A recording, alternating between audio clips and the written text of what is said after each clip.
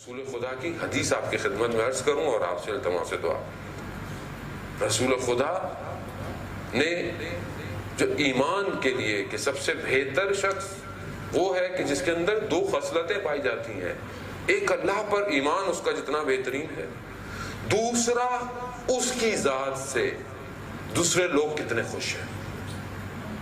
یعنی اسلام کتنا اس چیز پر زور دے رہا ہے کہ تمہارا اپنا ایمان تو اچھا ہونا ضروری ہے، لیکن تمہاری ذات سے دوسروں کو فائدہ کیا ہو رہا ہے، دوسروں کو کیا ہو رہا ہے، دوسرے تم سے راضی ہیں، کسی کا حق تو نہیں کھا رہے، کسی کو اذیت تو نہیں کر رہے، کسی کی مال تو نہیں تم نے قبضے میں کیا ہوا، کسی کو تکلیف تو نہیں دے رہے، چاہے تمہارے اپنے گھر کے لوگ ہوں، چاہے تمہارے ہمسائے ہوں۔ کتنا اسلام جو ہے اس پر زور دے رہا ہے، اور ہے بھی ایک خدا شاید اپنا حق تو چھوڑ دے گا لیکن حق کو ناس کو نہیں چھوڑے گا۔ عزیزان محترم، کیوں یہ ہے؟ کیونکہ اسلام ایک معاشرے کی پروان چاہتا ہے، ایک معاشرہ چاہتا ہے، ایک سماج چاہتا ہے، وہ سماج کہ جس کے اندر جھوٹ نہ ہو، دغا بازی نہ ہو، خیانت نہ ہو، زیادہ تولا نہ جاتا ہو، تکلیف نہ دی جاتی ہو، اذیت نہ کی جاتی ہو۔ اور ہمیں یہ امام حسن مصطفیٰ علیہ السلام کی زندگی سے یہی لینا چاہیے کہ ہم معاشرے میں کرم کریں۔ میری ذات سے بھی تو کرم ہو کسی کے، یا میں صرف اپنی چیزوں کو دو چار چیزوں میں محدود رکھوں گا؟ کرم کروں، چاہے کرم ضروری نہیں ہے کہ آپ پیسے سے کرم کریں، کسی کو اچھا مشورہ دے دیں، کسی کو موٹیویشن کر دیں، کوئی مریض ہے اس کی اطاعت پہ چلے جائیں، کوئی یہ ہے، کسی کو 100 پریشانی ہے، لوگ آج کل ذہنی روگ اتنے مریض ہیں، کسی کی تھوڑی دیر بات سن لینا بھی کتنا اس کے اوپر آپ کا کرم ہے، یہ خیر بھی ہے، نیکی بھی ہے، صدقہ بھی ہے۔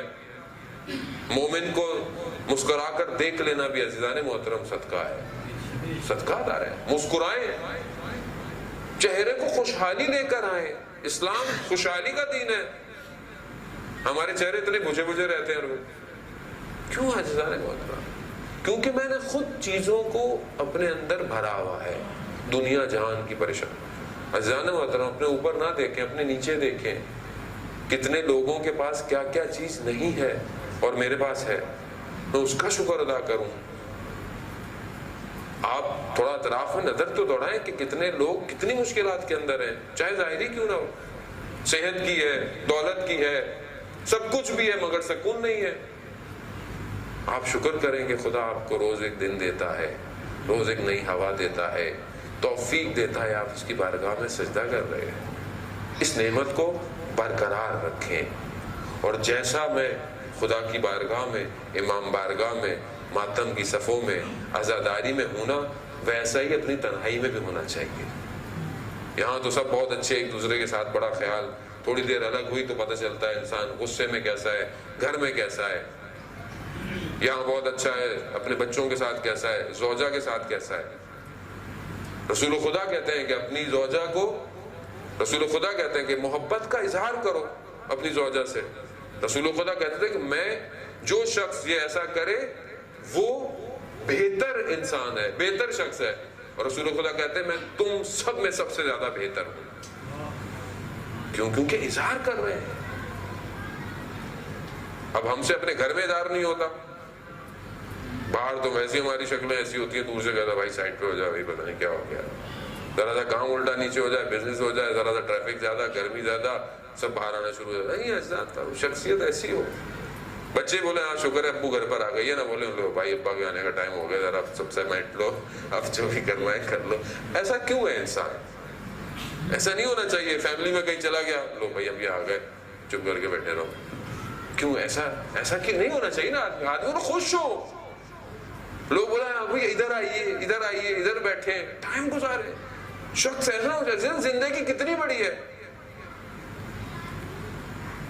علامہ احسن حیدر جوادی روز مجلسیں پڑھ رہے تھے بامبے میں، ہمارے عزیز کے چچا بھی لگتے ہیں، سسر بھی لگتے ہیں، کیونکہ ذیشان حیدر جوادی کے پوتے ہمارے بیچ میٹس ہیں۔ مجلسیں پڑھ رہے تھے ڈیلی بامبے میں۔ کل طبیعت خراب ہوئی، کہنے لگے میں نہیں پڑھ رہا، دوسرے مولانا کا آپ پڑھ لیں، میں نیچے بیٹھا ہوا ہوں۔ نیچے بیٹھے ہوئے تھے، تھوڑی سی طبیعت خراب ہوئی، ہاسپٹل گئے، تھوڑی دیر میں گئے۔ یہ زندگی ہے۔ اتنی سی زندگی میں میرا اتنا شور، اتنی ٹینشن ہے۔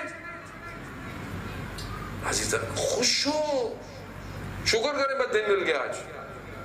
میں تو مولانا نجیب کو کہہ رہا تھا مولانا صاحب ہر مجلس ایسے پڑھیں ہماری بھی آخری ہے بھائی. ہمیں بھی نہیں پتہ نہیں اتر کے کہیں ہم بھی نہ چلے جائیں, پتہ تو نہیں ہے کسی کو. اور مولا متقیان یہی تو فرماتے ہیں کہ مجھے تعجب ہوتا ہے یہ زندہ ایسے ہے جیسے اس نے کبھی مرنا ہی نہیں ہے, اور مرتا ہے تو ایسے جیسے کبھی زندہ تھا ہی نہیں.